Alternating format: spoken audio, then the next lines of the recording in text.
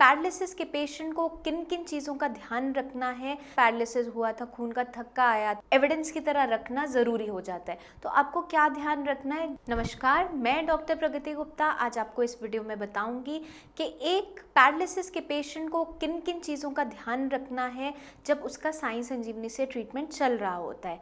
जब भी कोई पेशेंट साई संजीवनी में आता है, पैरालिसिस का पेशेंट आता है, उसकी हिस्ट्री ली जाती है, उसका डायग्नोसिस बनाया जाता है, किस वजह से उसको पैरालिसिस हुआ था, खून का थक्का आया था या ब्रेन के अंदर कोई हेमरेज हुई थी, नस फटी थी, तो पेशेंट को मेडिसिन देने के बाद कुछ चीज़ें गाइड की जाती है जो उसे 1 month of the treatment, initial treatment के थ्रू फॉलो अच्छे से करनी होती है। तो सबसे पहले हम पेशेंट को समझाते हैं कि आपको एक्सरसाइज नहीं छोड़नी है, क्योंकि जब भी पेशेंट मेडिसिन शुरू करता है, कुछ पेशेंट्स क्या करते हैं, अब हम मेडिसिन तो खा रहे हैं, अब हमें एक्सरसाइज करने की ज़रूरत नहीं है क्योंकि मेडिसिन ने काम करना है।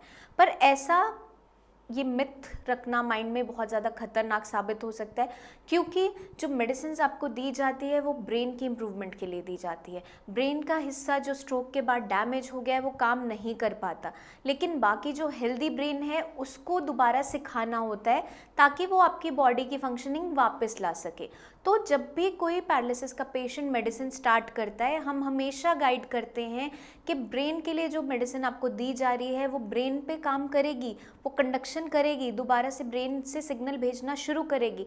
लेकिन अगर आपकी मांसपेशियां ठीक से काम नहीं कर रही है, उनमें ऑलरेडी ऐंठन बना हुआ है, बिल्कुल मुट्ठी आपकी बंद रहती है या फिर उंगलियां आप खोल नहीं पाते हो, तो उस केस में अगर आप एक्सरसाइज नहीं करते हो दवाइयों के साथ साथ, तो आपको बहुत अच्छी इंप्रूवमेंट देखने को नहीं मिलती है।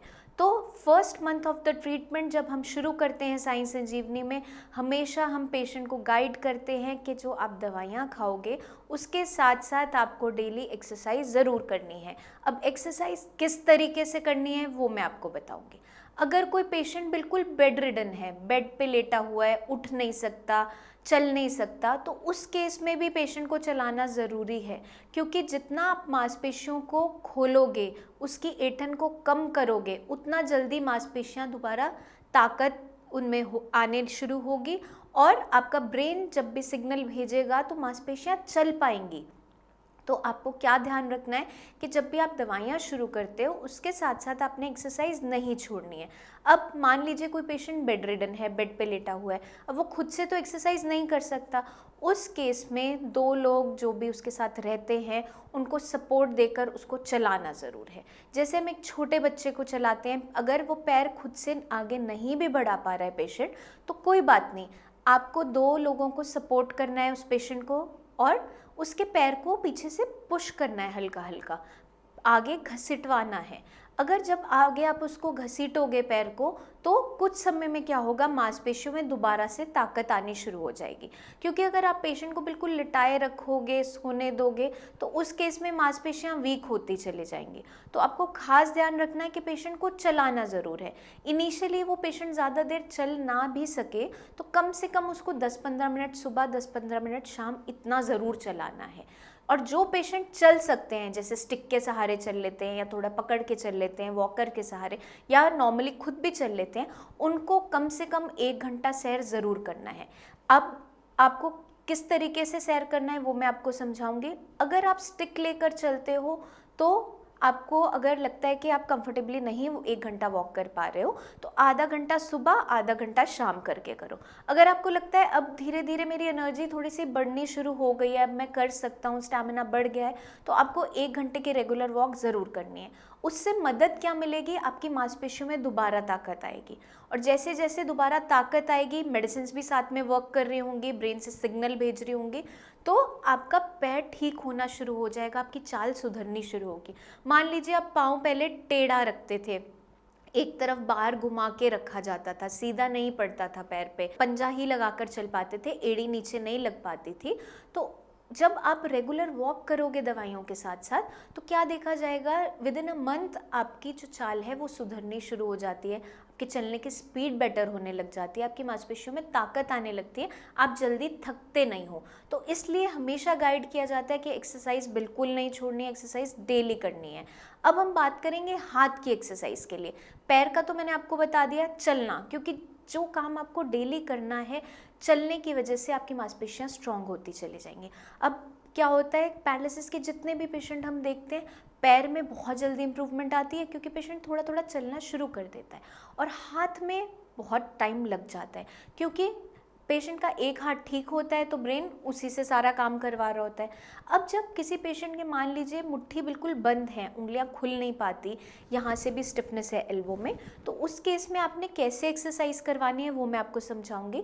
आपने हाथ की उंगलियों को आराम से खोलना है, सीधा करना है, पीछे की तरफ लेके जाना है। जो यहाँ पे एल्बो पे स्टिफनेस है इसको आराम आराम से आपने खोलना है, और साथ के साथ कंधे की भी एक्सरसाइजेस, ऊपर है नीचे है, एल्बो की फोल्ड करना, उसको खोलना, मुट्ठी को बंद करवाना, फिर पकड़ के खुलवाना, क्योंकि ज़्यादातर पेशेंट्स में क्या होता है, मुट्ठी वो बंद तो कर लेते हैं लेकिन खोल नहीं पाते। तो इस केस में हमें खास ध्यान रखना है कि उनके हर जॉइंट की एक्सरसाइज डेली बेसिस पे करवानी है, कंधे से शुरू करके एल्बो, फिर आपकी रिस्ट, फिर आपकी फिंगर्स, क्योंकि कंधे में पहले इंप्रूवमेंट आती है, फिर एल्बो में आती है रिस्ट, फिर आपकी एंड में फिंगर्स में आती है। तो सारी एक्सरसाइजेस करवाना आपके लिए बहुत इंपॉर्टेंट हो जाता है। अब एक्सरसाइज का तो मैंने आपको समझा दिया कि किस तरीके से करनी है। अब हम बात करेंगे मालिश पे आएंगे। हम मेडिसिन के साथ जो ऑयल देते हैं उसको आपको लाइट हैंड से अप्लाई करना है, ज़ोर के दबा के मालिश नहीं करनी, क्योंकि आपने हमेशा सुना होगा हर पेशेंट आके यही बोलता है कि मालिश करने के लिए तो हमें मना किया है। मालिश करने के लिए क्यों मना किया जाता है? क्योंकि पेशेंट सही तरीके से मालिश नहीं कर रहा होता है, वो बहुत ज़्यादा प्रेशर से दबा के मालिश करवाता है, जिसकी वजह से मांसपेशियाँ दर्द करना शुरू करती है। तो जब भी आप साई संजीवनी में आते हो, हम आपको ऑयल देते हैं, उसमें तिल का तेल मिला के आपको ऑयल को जस्ट लाइट हैंड से लगाना होता है, नीचे से ऊपर की तरफ, हाथ से कंधे की तरफ, वैसे ही लेग से कमर की तरफ। नीचे से ऊपर मालिश करने की वजह से क्या होगा, आपकी सर्कुलेशन इम्प्रूव होने शुरू हो जाती है और आपकी जो स्टिफनेस है, ऐंठन है मांसपेशियों में, वो कम होने लगती है। तो अगर किसी पेशेंट का हाथ बिल्कुल बंद रहता है, मुट्ठी एकदम टाइट रहती है, तो उस केस में क्या करना है, अपने उसकी आराम से उंगलियों को खोलना है, पीछे की तरफ मोड़ना है उंगलियों को, फिर लाइट हैंड से ऑयल को अप्लाई करना है। अब यहाँ एल्बो में भी अगर स्टिफनेस है उसको भी पूरा सीधा करना है। हाथ को हमेशा खोल के मालिश करनी है, क्योंकि बंद करके मालिश करने का कोई यूज़ नहीं होता है। जब आप हाथ को अच्छे से खोलोगे, सीधा करोगे, तो आपकी मांसपेशियों में जो ऐंठन आ रही है वो कम होनी शुरू हो जाएगी। अब लाइट हैंड से आपने ऑयल को नीचे से कंधे की तरफ अप्लाई करना है, वैसे ही सिमिलरली पैर से कमर की तरफ अप्लाई करना है।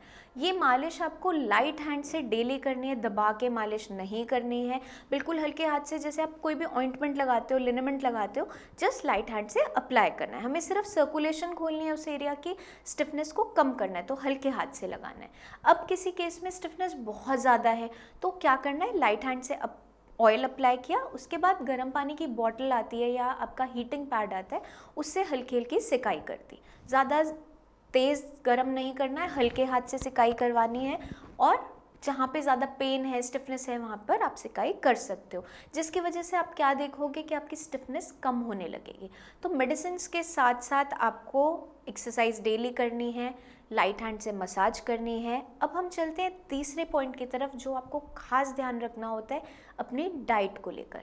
हम आपको देते हैं एक डाइट चार्ट जिसके अंदर लिखा होता है आपको क्या खाना है, क्या नहीं खाना है। सबसे खास ध्यान आपको डाइट में क्या रखना है, साई संजीवनी के ट्रीटमेंट के अंदर आपको खाने में किसी भी टाइप की खटाई नहीं खानी है, चाहे वो दही है, चाहे वो टमाटर है, नींबू है, विनेगर है, संतरा है, कीनू है, पनीर है, या कोई भी फर्मेंटेड आइटम जैसे इडली, डोसा, ढोकला, ये सब नहीं खाना होता है। अब ये क्यों नहीं खाना है एक पेशेंट को हमारे ट्रीटमेंट के अंदर, वो आपको समझाऊंगी। जब भी हम साई संजीवनी का ट्रीटमेंट शुरू करते हैं उसके साथ साथ आपको मना किया जाता है कि आपको ये सब नहीं खाना है, खट्टा नहीं खाना है। खट्टा अगर आप खाते हो ट्रीटमेंट के दौरान तो आपको क्या दिक्कत महसूस होती है, आपकी बॉडी में स्टिफनेस बढ़नी शुरू हो जाती है, रैशेस हो सकते हैं, स्वेलिंग आ सकती है, क्योंकि जो खटाई होती है वो हमारी मेडिसिन को ठीक से काम नहीं करने देती है, हमारी मेडिसिन की पोटेंसी को डाउन कर देती है। इसलिए हम हमेशा एडवाइस करते हैं अपने पैरालिसिस के पेशेंट्स को कि दवाइयों के साथ प्लीज़ आपको खट्टा बिल्कुल नहीं खाना है। जो पेशेंट ये एडवाइस फॉलो कर लेते हैं वो बहुत जल्दी ठीक हो जाते हैं। जो पेशेंट इस इस एडवाइस को फॉलो नहीं करते हैं उनके अंदर देखा जाता है कि भारीपन ज़्यादा फील होने लग जाता है और इम्प्रूवमेंट स्लो हो जाती है। जब भी आप साई संजीवनी से ट्रीटमेंट ले रहे हो तो अपने माइंड में एक चीज़ का ध्यान रखो, जब आपको हम बता रहे हैं कि आपको खट्टा नहीं खाना है तो आप कुछ महीने अगर ये परहेज़ कर लेते हो तो आप दोबारा इंडिपेंडेंट हो सकते हो। तो आपके लिए ज़्यादा इंपॉर्टेंट क्या है? इंडिपेंडेंट होना। तो अपनी डाइट को सही तरीके से मैनेज करना है। अब कुछ पेशेंट्स में क्या देखा जाता है, मांसपेशियाँ बिल्कुल सूख गई हैं, पतली हो चुकी हैं, अब दोबारा उनको चलाना बहुत मुश्किल हो जाता है। जब तक मांसपेशियों में ताकत नहीं आएगी वो चलेगा कैसे? ब्रेन सिग्नल भेजेगा भी तो भी मांसपेशियों में दम नहीं है चलने का। तो उस केस में आपको खाने में प्रोटीन लेना है। अगर कोई पेशेंट नॉनवेज खाता है तो वो एग वाइट ले सकता है, फिश ले सकता है। उसको रेड मीट नहीं खाना, जैसे मटन है या पोर्क है, ये सब नहीं खाना है, लेकिन egg white, fish, mushrooms, dals, ये सारा कुछ आपको खाना है अपने खाने में, ताकि आपकी बॉडी को प्रोटीन मिले, आपकी मसल की स्ट्रेंथ बढ़े और दोबारा आप एक्सरसाइज अच्छे तरीके से कर सको। जितनी भी दूध से बने आइटम्स हैं वो आपको अवॉइड करनी होती है। सिर्फ आप खाने में ले सकते हो दूध, दही, पनीर, छाछ, लस्सी, ये बिल्कुल आपको नहीं लेना होता है। इस चीज़ का आपको खास ध्यान रखना है। अब हम चलते हैं फोर्थ पॉइंट की तरफ, जो है आपको ट्रीटमेंट से पहले और बाद में हम एडवाइस करते हैं कि अपनी वीडियो ज़रूर बनानी है। वो इसलिए बताया जाता है ताकि हम जज कर सके विद इन अ मंथ आप में क्या क्या प्रोग्रेस आई है, क्योंकि डे बाय डे बहुत छोटी छोटी प्रोग्रेस पैरालिसिस के पेशेंट में देखी जाती है। तो पेशेंट भी मेकआउट नहीं कर पाता कि मुझ में कितना सुधार आया है, और हमारे लिए भी जज करना मुश्किल हो जाता है कि हमने ट्रीटमेंट कहाँ शुरू किया था और अब पेशेंट में कितनी इम्प्रूवमेंट आ गई है। तो वीडियो एक एविडेंस की तरह वर्क करती है, एक टेस्ट की तरह वर्क करती है। अगर आप जैसे भी ट्रीटमेंट जब शुरू करते हो तो हम आपको एडवाइस करते हैं आपको एक वीडियो बनानी है। अपनी वीडियो किस तरीके से बनानी है वो आपको समझाती हूँ। अगर मान लीजिए पेशेंट धीरे धीरे चलता है, स्टिक के सहारे चलता है, तो उसी तरीके से उसकी वीडियो बनानी है, पैर पे फोकस करते हुए कि पाँव किस ढंग से रखता है, पहले पंजा लगाता है या एड़ी रख लेता है या पाँव घुमा के रखता है या बहुत लंगड़ा कर चलता है। तो इसी तरीके से आपको वीडियो बनानी होती है। सिमिलरली हाथ की वीडियो, पेशेंट कितना हाथ उठा सकता है उसको बोलो हाथ उठाए, बिना दूसरे हाथ की सपोर्ट के हाथ उठाना होता है। अगर मान लीजिए पेशेंट चेस्ट तक हाथ उठाता है, यहाँ पर छाती तक उठा पाता है, मुट्ठी खोल नहीं पाता, बंद ही रहती है, तो इसी तरीके से वो अपनी वीडियो बनाएगा हाथ और पाँव की, चलते हुए पैर की और हाथ की, ऐसे बैठकर हाथ उठाते हुए या फिर कितना उसकी मुट्ठी खुलती है बंद होती है वो वीडियो बनाना है। इससे हेल्प क्या मिलती है, जब 1 मंथ का एंड होता है ट्रीटमेंट का, तो आप जब दोबारा वीडियो बनाते हो तो दोबारा से बनाई जाती है आपकी वीडियो। चलना है, कितना आप चल पाते हो। अब पहले पैर आप मान लीजिए घुमा के रखते थे, अब आपका पाँव सीधा पड़ने लग गया है, तो मालूम हो जाता है लेग में इम्प्रूवमेंट आनी शुरू हो गई। वैसे ही हाथ में पहले आप छाती तक हाथ उठाते थे, अब नेक्स्ट वीडियो आपने बनाई आप इतना उठा पाते हो, तो हमें पता चलता है कि आपके हाथ में प्रोग्रेस आनी शुरू हो गई है। क्योंकि पैरालिसिस के पेशेंट में 1 महीने में ऐसा नहीं होता कि वो बिल्कुल ठीक हो जाता है, लेकिन स्टेप बाय स्टेप आ रही प्रोग्रेस को ऑब्जर्व करना, उसको मॉनिटर करना, उसको एक टेस्ट की तरह, एविडेंस की तरह रखना ज़रूरी हो जाता है। क्योंकि आप जब वीडियो बनाते हो ट्रीटमेंट से पहले की, ट्रीटमेंट के बाद की, तो हमें पता चलता है कि आपकी रेट ऑफ रिकवरी कैसी है, आप में रिकवरी स्लो आ रही है, तेज़ी से आ रही है, कैसी आ रही है, वो हम जज कर पाते हैं। उसी के अकॉर्डिंग हम फर्दर आपका ट्रीटमेंट आगे का प्लान कर पाते हैं कि आपकी एक्सरसाइजेज अब हमें किस तरीके से बढ़ानी है, डाइट में क्या हम ऐड ऑन कर सकते हैं, क्या नहीं देना है, और मेडिसिन किस तरीके से चलेगी। तो वो हमारे लिए जज करना बहुत ज़्यादा इम्पॉर्टेंट हो जाता है और ईजी हो जाता है। तो प्लीज़ हम हमेशा आपको यही समझाते हैं, जो भी हम गाइडेंस आपको दे रहे हैं हमारे ट्रीटमेंट के दौरान, उसको फॉलो करना बहुत ज़रूरी है, क्योंकि हम किसी रीज़न से आपको ये चीज़ गाइड कर रहे हैं। क्योंकि अगर आप ये सब कुछ फॉलो करते हो तो आपको जो रिजल्ट्स मिलते हैं वो बहुत ही अच्छे और तेज़ी से मिलते हैं।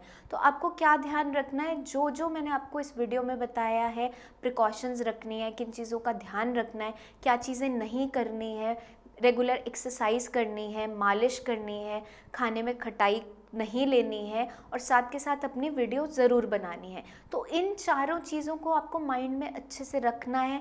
आप ये चीज़ें भूलो ना, इसीलिए मैं आज लेकर आई हूँ ये वीडियो, ताकि आपको हमेशा ये रिमाइंड करवाती रहे कि क्या क्या प्रिकॉशंस आपको रखनी है हमारे ट्रीटमेंट के दौरान।